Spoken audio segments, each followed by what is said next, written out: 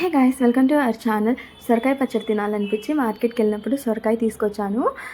చాలా పెద్ద సొరకాయ వచ్చింది. సో మా ఇద్దరికే కదా, క్వాంటిటీ హాఫ్ కూడా అయిపోలేదు. మిగిలిన సొరకాయని ఫ్రిడ్జ్లో అయితే పెట్టేశాను. ఏం చేయాలో అర్థం కాక అలా ఫ్రిడ్జ్లో పెట్టిన తర్వాత సరే ఏమైనా ట్రై చేద్దామనేసి నెక్స్ట్ డే ఇలా సొరకాయతో వడల్లాగా చేస్తున్నాను.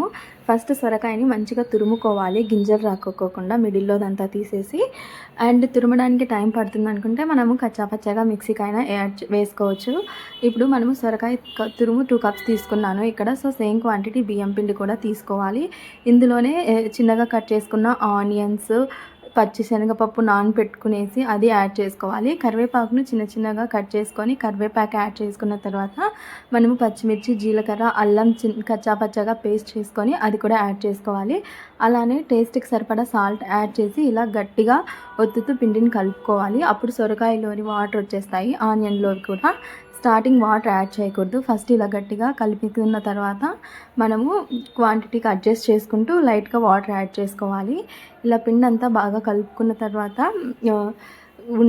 మనకి కన్సిస్టెన్సీ చెక్ చేసుకోవాలి. అలానే టేస్ట్ చూసుకొని సాల్ట్ తక్కువ అయితే యాడ్ చేసుకోవచ్చు. పిండి బాగా కలుపుకున్న తర్వాత ఒకటి తడి క్లాత్ లేదా ప్లేట్ పెట్టి ఒక 10 మినిట్స్ పిండిని పక్కన పెట్టుకోవాలి. పిండి 10 మినిట్స్ నానిన తర్వాత డీప్ ఫ్రైకి స్టవ్ మీద ఆయిల్ పెట్టేసుకొని మనకి నచ్చిన సైజెస్లో చిన్న చిన్న ఉండలుగా చేసుకోవచ్చు.